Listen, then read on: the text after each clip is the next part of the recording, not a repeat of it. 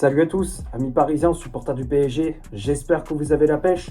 Moi pour ma part, je vais très bien, je suis super content de vous retrouver pour un nouveau débrief. On va analyser cette rencontre qui opposait le SCO d'Angers au Paris Saint-Germain. Match qui comptait pour la 31e journée de Ligue 1 McDonald's. Victoire claire, nette et sans bavure des hommes de Luis Enrique. 3-0 au stade Raymond Kopa. Kanguinli avait ouvert la marque dès la 7e minute de jeu pour les Parisiens. À la 39e, Sini Mayulu fait le break. Et à la 52e, Lucas Beraldo assure les 3 points. Et grâce à ce succès, le club de la capitale se rapproche de plus en plus du titre de champion de France. Le classement de la Ligue 1, je te l'affiche juste ici. Donc on est premier avec 69 points au compteur. On compte 6 points d'avance sur le RC Lens qui est deuxième. Lens qui a perdu des points face au Stade Brestois. Ils ont été accrochés sur le score de 3 buts partout. Donc on prend un petit peu plus d'avance par rapport au Lensois.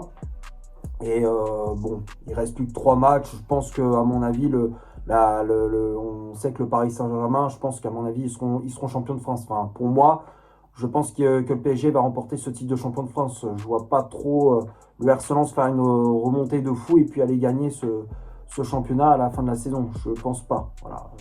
Je pense qu'il y a 6 points d'avance. Lens a perdu des points. Mentalement, ils ont pris un coup derrière la tête.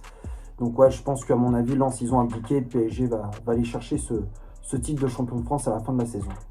Avant que le débrief commence, on s'abonne à la chaîne si ce n'est toujours pas fait en cliquant sur le bouton s'abonner.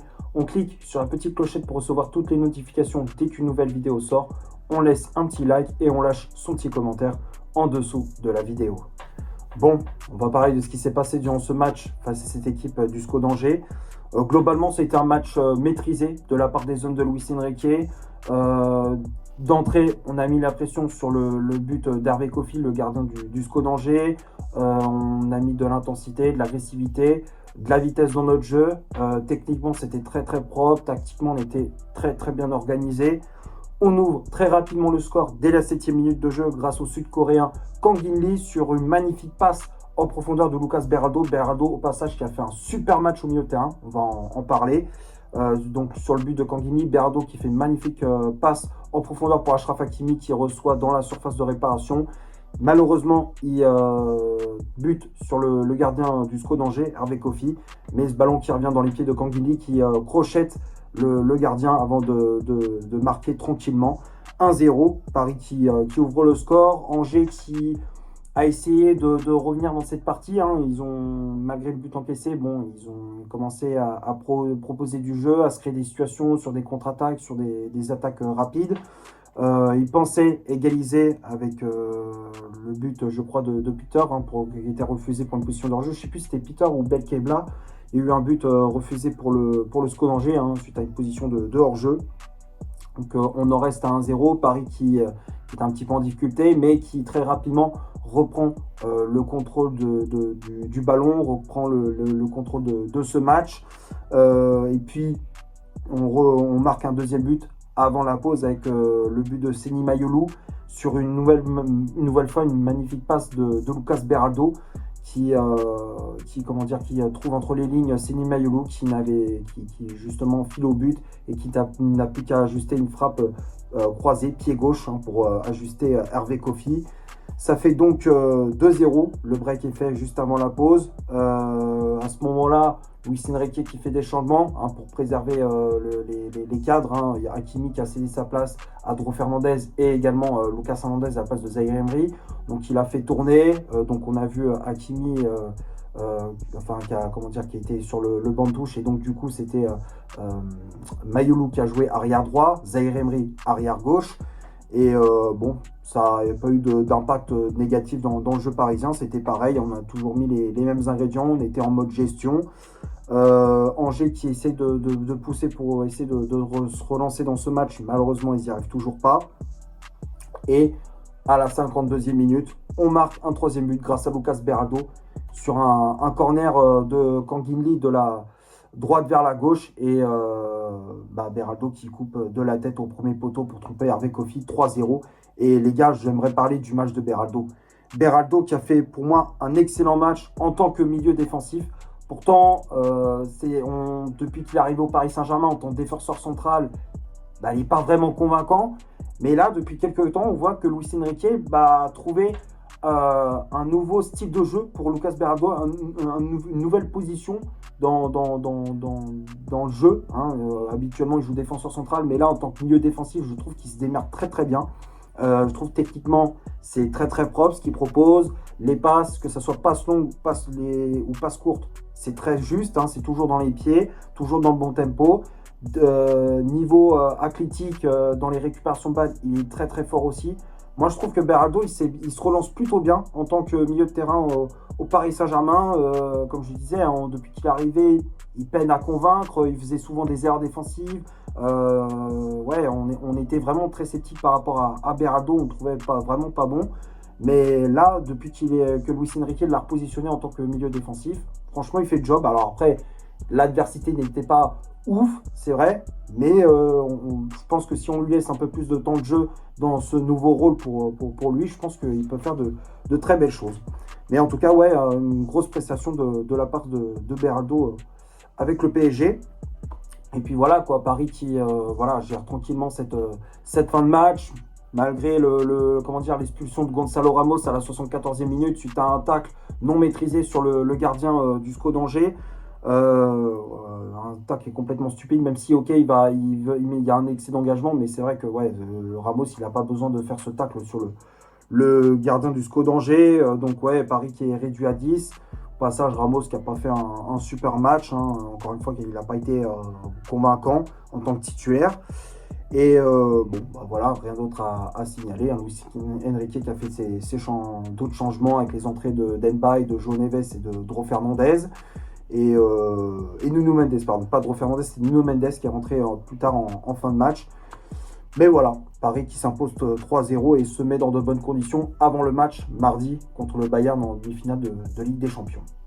Maintenant, on va passer à la composition d'équipe que Luis Enrique a aligné pour ce match. Le 11 de départ se affiche juste ici, donc l'entraîneur espagnol qui, comme d'habitude, a aligné son fameux 4-3-3 avec dans les cages le russe Matvei Safonov. La charnière centrale, c'était Ilya Zabarny associé à William Pacho. Les latéraux, Achraf Hakimi à droite avec le brassard de capitaine, Lucas Hernandez à gauche. Le milieu de terrain, Lucas Beraldo dans ce rôle de milieu défensif. Seny Mayulu et Fabian Ruiz en tant que milieu relayeur. Et le trio d'attaque avec Kangin Lee, ailier droit, Bradley Barcola, ailier gauche. Et en pointe, le portugais Gonzalo Ramos. Les changements effectués par l'entraîneur espagnol, donc comme je le disais, on a vu l'entrée de Nuno Mendes à la place de Seny Mayulu, l'entrée de Dro Fernandez à la place d'Achraf Hakimi, Zaïre Emery qui est rentré à la place de Lucas Hernandez, Ibrahim Mbaye, ça faisait un petit moment qu'on n'avait plus vu, qui est rentré à la place de Bradley Barcola, et pour finir, l'entrée de João Neves à la place de Fabian Ruiz. Que dire sur cette compo? Comme je disais, Luis Enrique qui a fait tourner son effectif avant le match face au Bayern en Ligue des Champions. Il a mis Zabarny dans cette charnière centrale aux côtés de William Pacho. On a vu Lucas Hernandez titulaire à la place de Mendes qui n'était pas à 100% pour démarrer ce match. Beraldo, Mayulu et Fabian Ruiz qui étaient au milieu de terrain. Ruiz qui regagne, on va dire, du temps de jeu suite à sa grosse blessure. Mayulu aussi qui était dans ce turnover. Et puis Ramos et Kangini qui étaient également titulaires en attaque à la place de Kvaratskhelia de Dembélé. Voilà, bon, rien d'autre à signaler de la part de la compo de Luis Enrique. Comme d'habitude, il gère son groupe à la perfection. On va passer maintenant du côté des statistiques de cette rencontre. On va commencer par le SCO d'Angers. Les Angevins ont eu 29% de possession de balle, 4 tirs réalisés dans le match, dont une frappe cadrée, 321 passes au total, dont 263 de réussis. 37 duels gagnés, 9 fautes commises, 6 arrêts effectués par Hervé Kofi, 18 centres réalisés dans cette partie, 5 corners obtenus, 24 tacles réussis.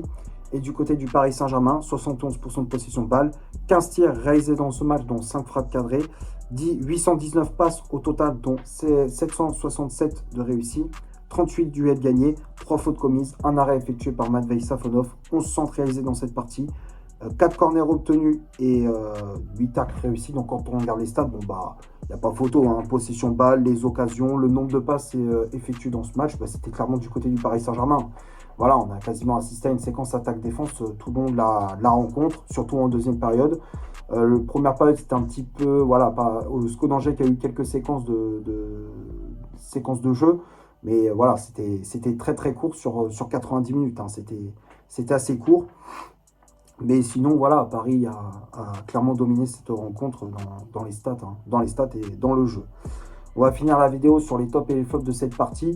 Comme d'habitude, je les affiche juste ici. J'ai mis seulement 2 joueurs dans les flops. Le premier, c'est Bradley Barcola. Barcola qui, pour moi, n'a pas fait un super match. J'ai trouvé assez timide, dribble qui n'était pas toujours réussi, un peu de déchets dans ce qu'il a proposé. Pas toujours voilà, lucide sur certaines actions. Donc ouais, un peu déçu de la prestation de Barcola. Et puis Gonzalo Ramos qui a été le plus gros flop pour moi du PSG dans ce match. En termes d'occasion, il en a loupé pas mal. Ouais, dans le jeu, il pèse pas énormément. Dans le jeu, il n'a pas un énorme impact dans ce qu'il a proposé. Il fait cette faute complètement stupide en deuxième période. Déjà, il avait un jaune et en plus, il se fait expulser suite à un tacle stupide sur Hervé Kofi. Donc ouais, Ramos, pour moi, il n'a pas fait un super match. Mais sinon, voilà, le reste, tout le monde a été bon, quoi. Safonov, bon, il y a eu un match assez tranquille. Zabarni Pacho, c'était très solide. Ils ont fait un très bon match, les deux. Hakimi, globalement, a fait un bon match. Hernandez, il a tenu son rang. Beraldo, super match de Beraldo, comme je disais. Un double passeur sur les buts de Kanguinli et de Mayulu. Il a été passeur décisif, il a été buteur. Très match complet de la part du Brésilien. Fabian Ruiz qui a fait un match assez tranquille. Mayulu aussi qui a fait un match plutôt convaincant.